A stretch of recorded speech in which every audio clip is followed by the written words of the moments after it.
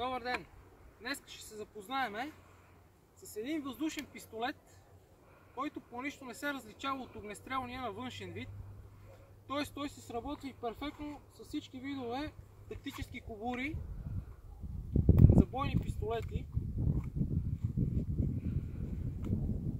Другото, което е интересно, е, че е разработен като пистолет играчка. Сега ще го видим по-отблизко.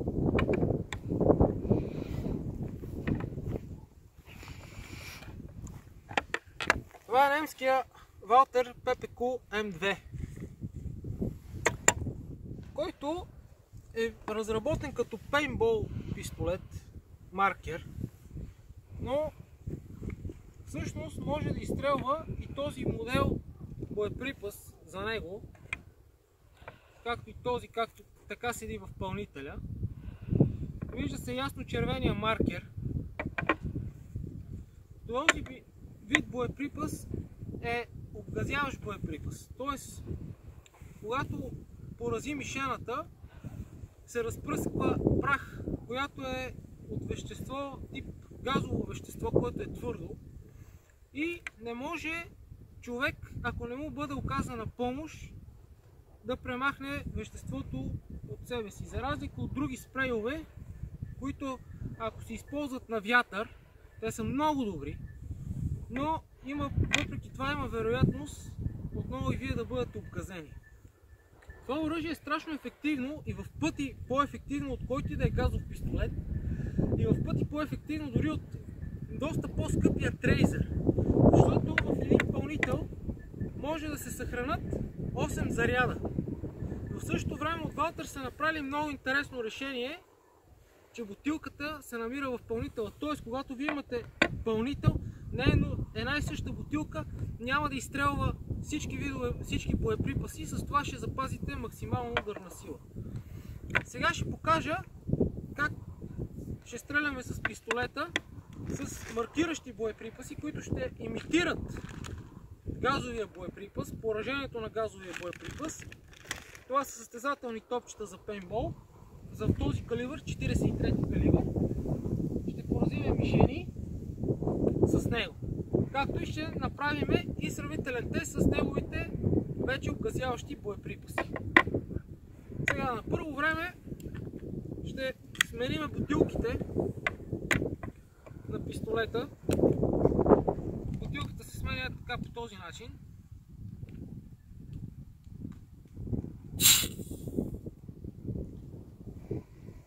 Доста неприятна миризма.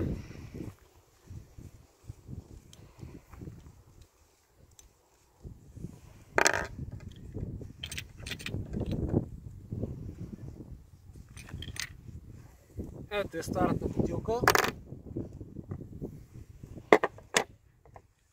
В нашия случай ще сменим и втората.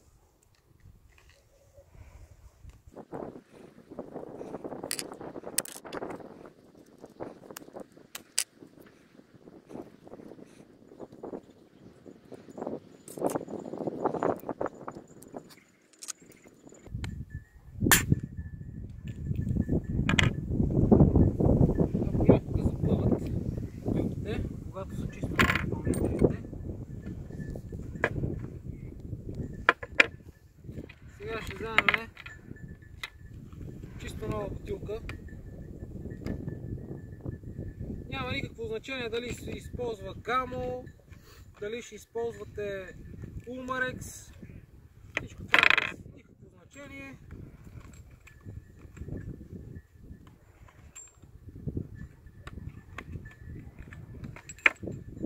Ето е бутилката.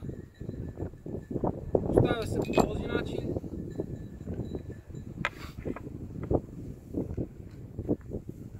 И 6-грамния ключ затягаме бутилката до ниво, до което като изсъска трябва да спре да излиза сгъстен въздух.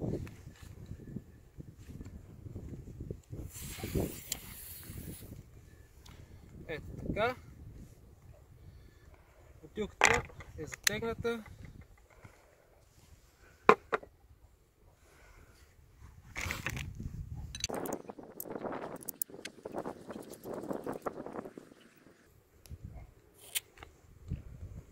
така, хубаво е да издебнете и момента. Не трябва да я презатягате, защото нитовете на напълнителя при Umarex могат да изпуснат, затова трябва да е нормално затегнат. След това този елемент обратно влиза в пистолета. Ето така. Сега, как се зарежда пълнител? Изтегляте го ето по този начин. Ето така. Ето по този начин. Слагате го.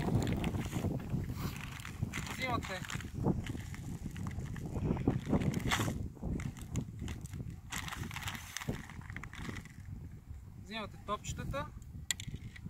Тук изпуснахме едно. И започвате да ги слагате, докато се напълни самия пълнител на пистолета.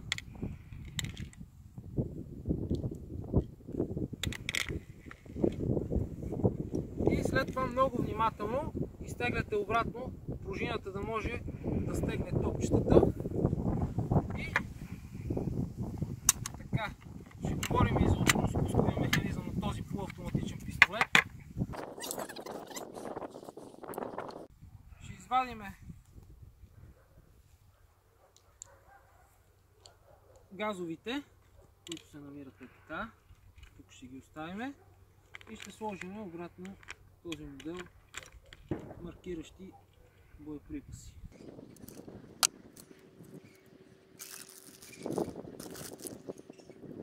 Когато се стреля с бойни топчета, е хубаво бутилката да е абсолютно нова. И бутилката да не е седяла в пистолета повече от един месец, защото губи налягане. И при загубата на налягане ударната сила спада. Ударната сила е доста малка, едва 4 джаула, но за да поддържа максимално ударна сила, трябва да има максимално налягане. Добре, пистолетът не може да възпроизведе изстрел, ако блокът не се дръпне назад. При всеки един изстрел, пистолетът връща блока, за да може да задейства ударно-спусковия механизъм. Той е ударно-спусков механизъм с единично действие. Сега слагаме втория пълнител.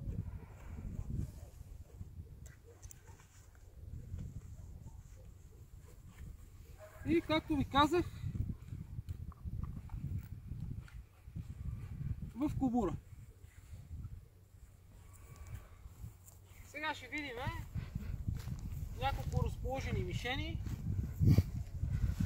И ние естествено ще ги поразим. Вадиме пистолета.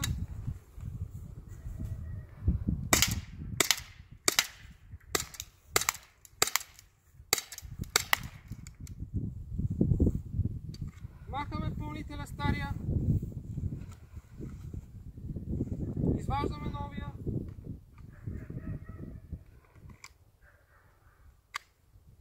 И друго важно нещо е, не е нужно да се дърпа блока назад. Нужно е само да изтеглиме тази скоба, която е за блока, и автоматично пистолет е готов отново за стрелба.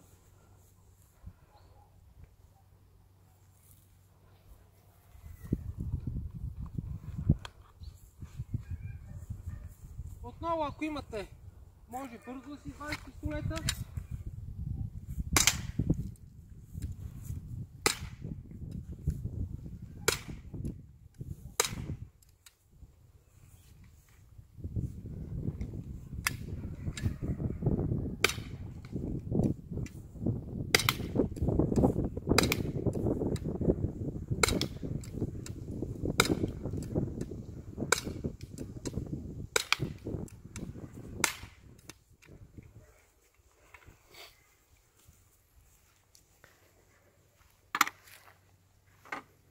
Така. Сега ние изстреляхме и двата пълнителя с маркиращи топчета. Сега ще се опитаме по-бързо да поразиме целите, т.е. ще имитираме бойна ситуация с маркиращи боеприпаси, после ще видим и изстрел с бойни боеприпаси. Както казах, при маркиращите може да стреляте до 30 на пъти, но с бойните не повече от един пълнител. Тоест, една бутилка един път се използва.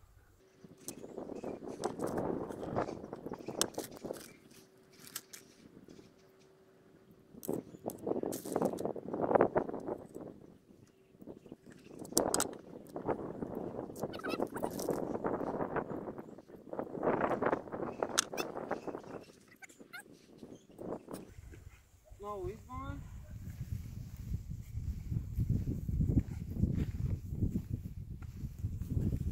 Можете да го носите в градски условия.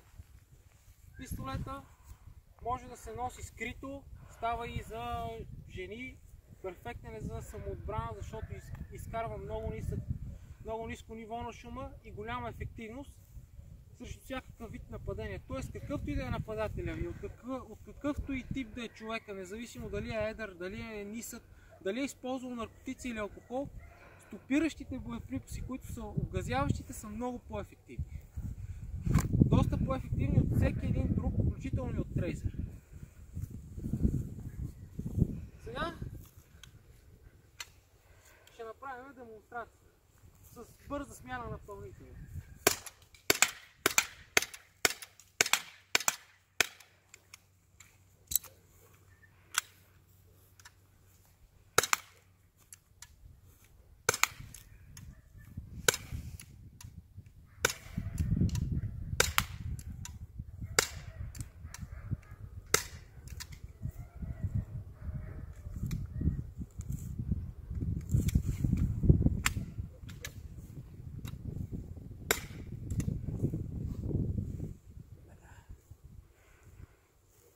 Както видяхте, доста интензивна стрелба, доста е бърз. Отново ще сменим бутилката на единия пълнител и ще го комбинираме с добре познатия Hudson Hercules.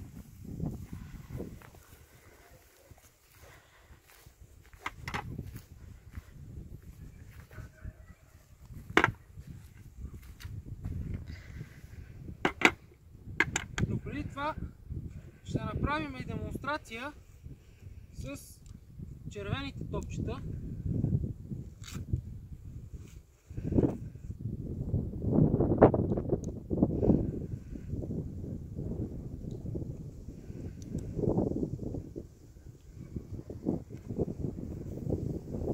Слагаме 2 броя от тях и сега ще видим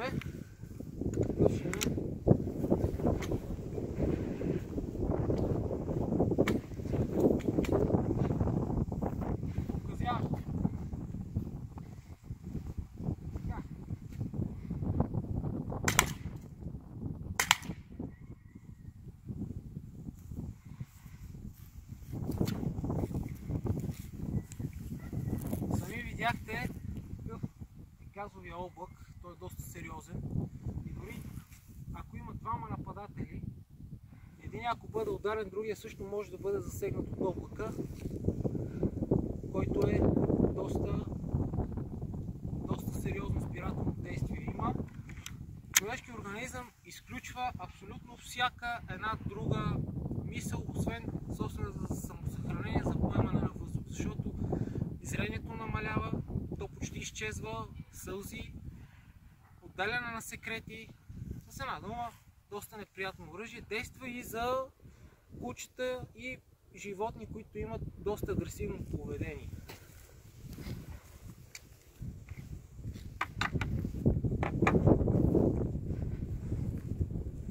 Сега тук съм решил да покажа. Всъщност за въздушно оръжие калибъра на рама е доста голям.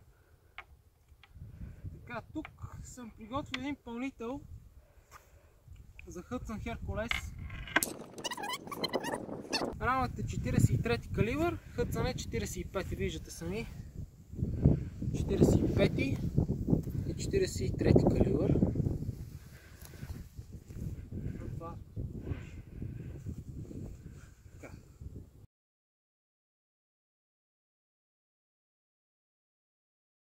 Сега ще демонстрираме как рамът, неговия стопиращ ефект, т.е. комбинация от смъртоносно и несмъртоносно оръжие.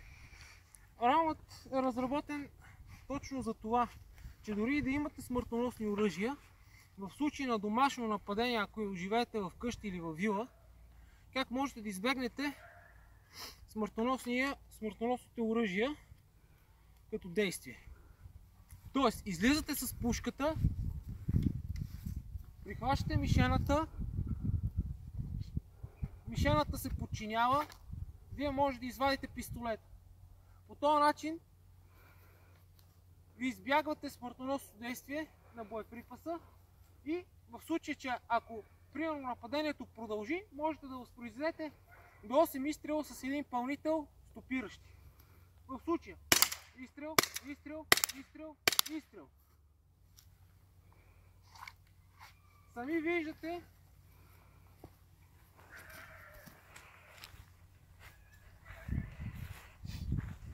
ефекта. Това ако беше реално вещество, ние нямаше да можем да седиме тук, защото щяхме да получим обгазяване.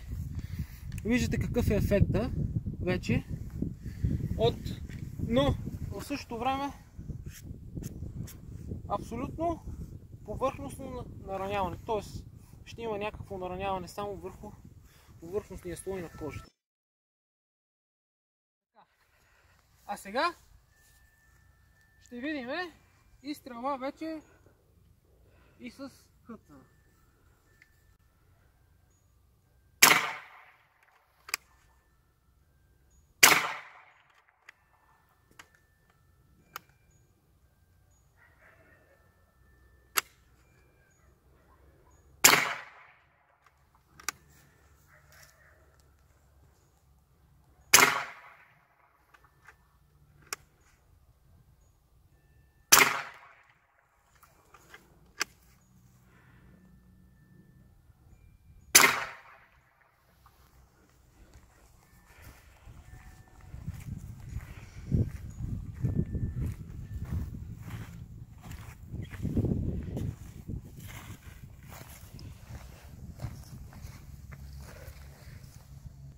Ето тук се вижда вече съвсем ясно какъв е щадящият ефект от малкия рам.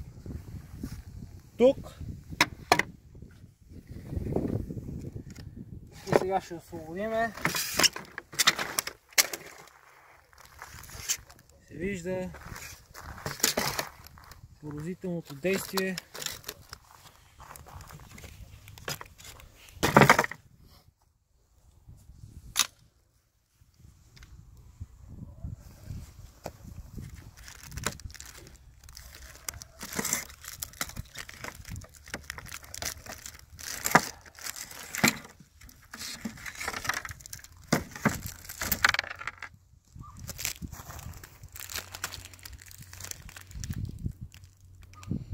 Самият ефект тук